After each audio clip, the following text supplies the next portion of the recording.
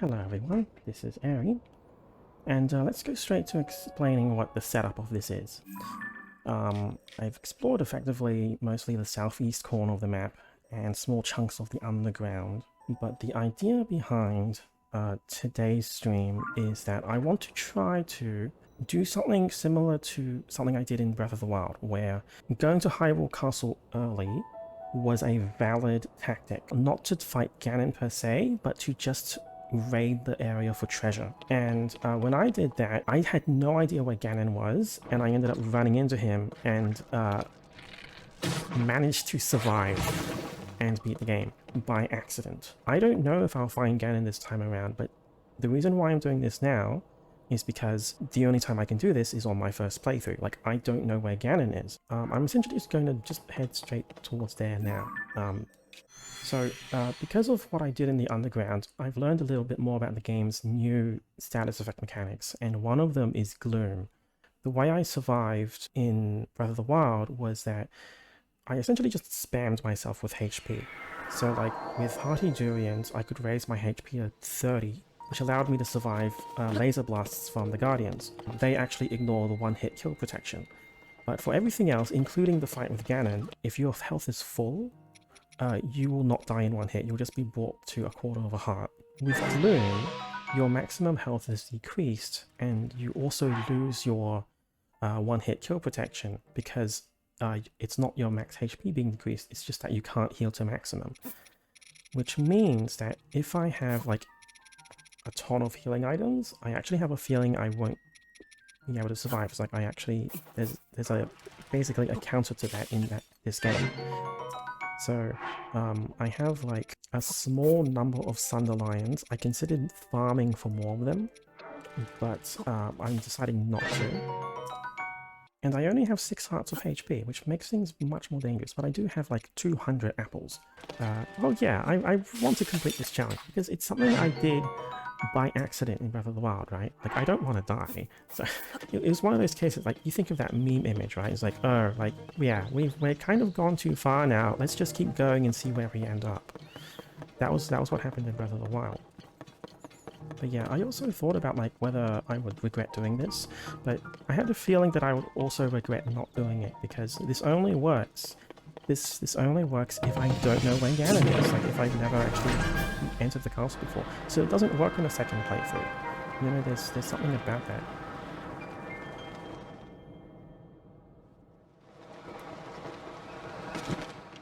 Okay, so that's a pretty, that launched me up pretty high.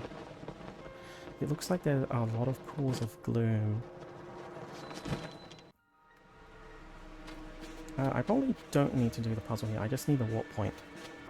But the way I did it in Breath of the Wild was that I essentially just ran from everything. Like, I just wanted to run in and look at the layout of the place. I'm actually going to put on in this helmet here. Okay, so here's the Inner Sanctum.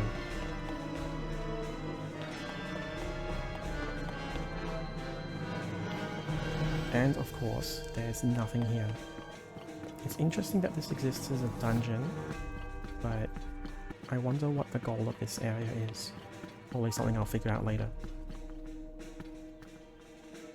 Hey, look at me, I'm the king now. That's a good weapon.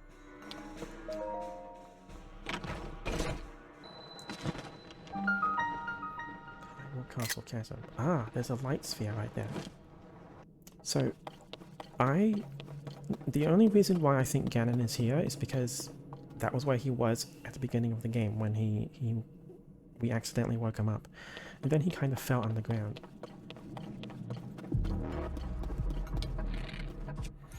Okay, that's a like.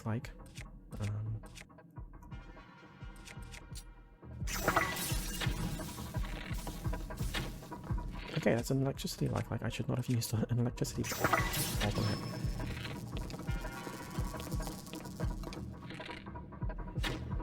Okay, I need to conserve my arrows. Okay, if all else fails, just run. Just keep running.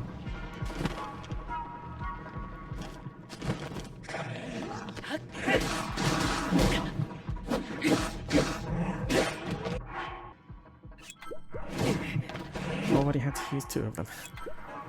Oh dear.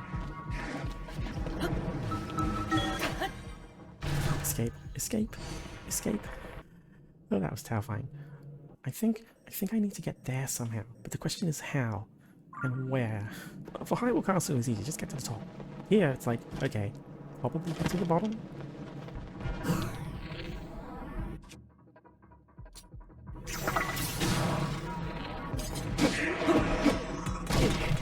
Ow, where'd that come from? Ugh, I can't afford to use that.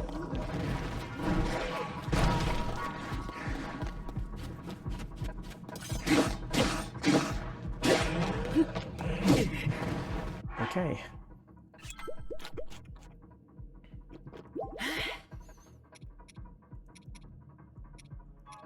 This is the real risk. I can't spam healing items. I need Sunderlines and I'm already kind of running out. Oh, I forgot to like cook the hearty food. Which means I can't increase my max health.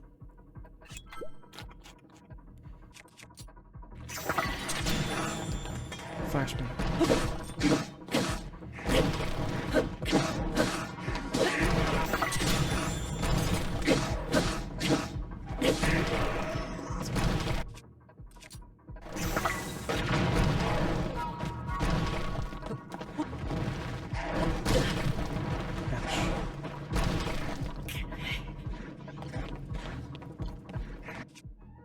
This is not good.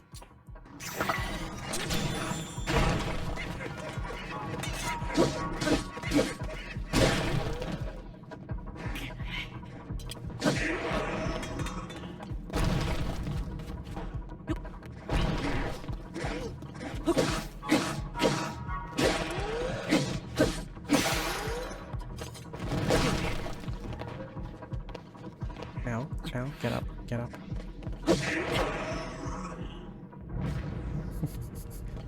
When the pressure is on, yes, when the pressure is on, I perform.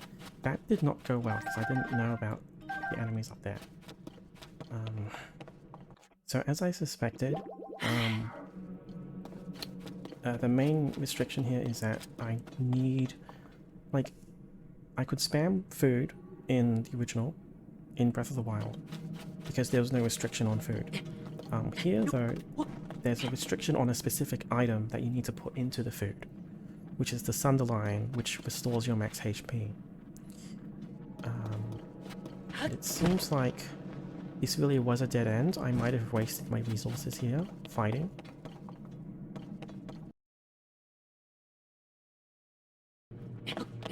Oh, maybe? Oh. Okay, so there's a hole going down there, and it looks like there's a bit of a pattern here.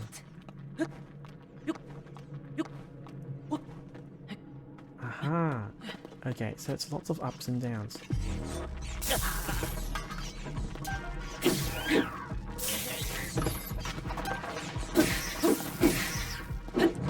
Okay, so it was the right path, it was just hard to see.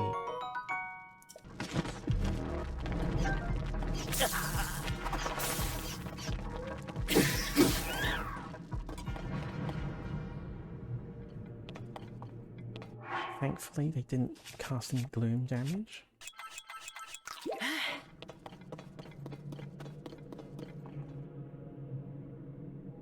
Okay, that's a Lionel.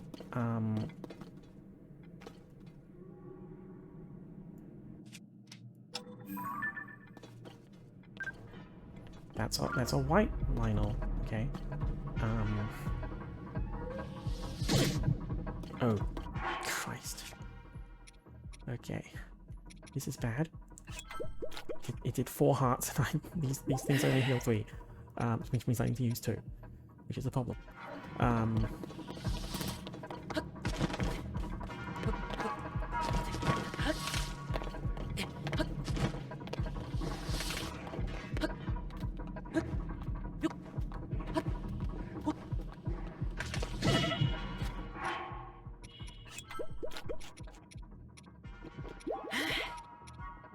That's it. I'm officially out.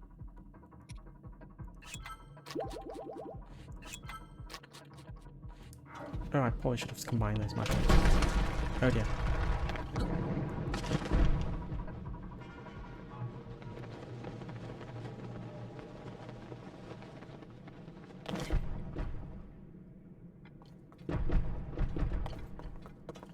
Why are there physics? I'm not gonna go farming. Like, I don't even know a good farm for Sunderlines, actually. They're a pretty rare resource. I could probably go up to the islands and grab, like, one flower, which probably respawn at this point, but,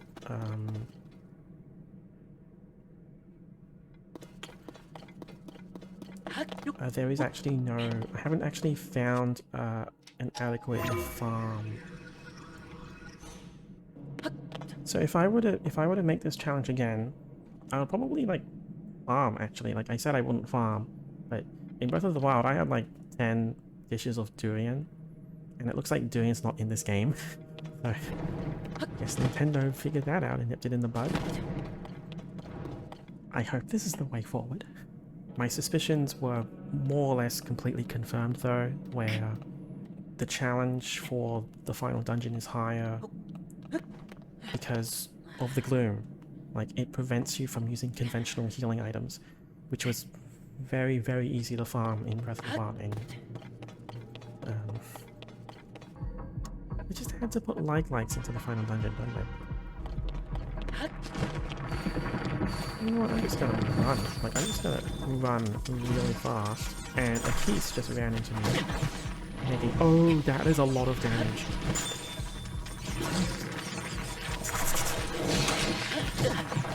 Okay.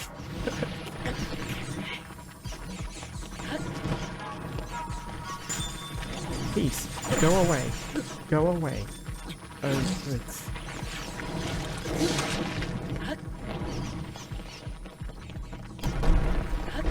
No, please don't break floor. Please don't break.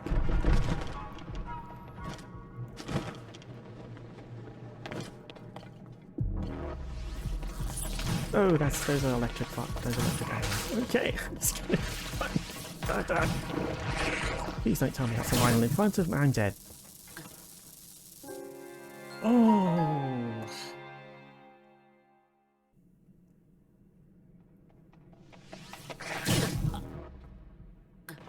Right, so that is another criticism I need to add if I make a review. The autosave system is very aggressive, to the point where you save immediately after landing, even if it's right in front of an enemy. So that's actually happened to me like several times.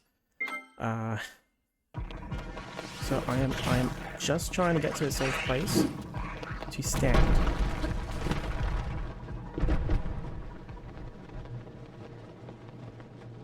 I just want to stand in a safe place. That's not a safe place for me to stand. Oh dear. Oh dear. Oh dear. Oh dear. Oh dear.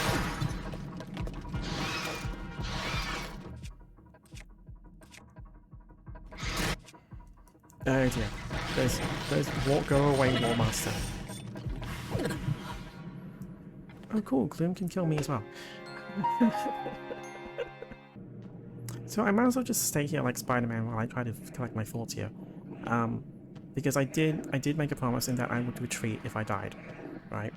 And there's like War Masters on the floor, a silver moblin ahead of me, there's like lightning, there's it seems like the entire combat loop of this game is about debuffs, because you get fire arrows pretty early on and a very abundant amount of them, and now it's got like there's like lightning and ice that stuns you, you've got gloom debuffs, and you've also got more powerful enemies. So that's really what seems to be what makes this game more difficult. It's really all about just debuffs everywhere.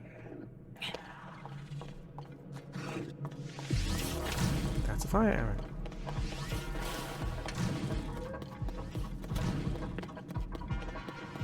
Okay. Okay. Okay.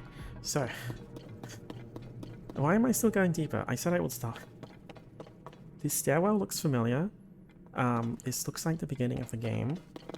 Yeah, this is straight up the beginning of the game. Forgotten Foundation. And that's a Silver Bokoblin. I cannot defeat that guy. Wow, I'm surprised. I'm surprised because it seems like in Master Mode for Breath of the Wild, essentially all of the enemies were leveled up by 1 rank, right? So every red was replaced with blue, every blue was replaced with blacks, black was replaced with silver, and it seems like this is very similar. The entire game is like this for Tears of the Kingdom. It's like everything is silver. I have only defeated 1 Silver Bokoblin, which is how I got this one here, and the fight took forever. So I could try to run my tail around it. So enemies, oh great, those are redeads. That's a brick wall that I can't break through, which makes me seem like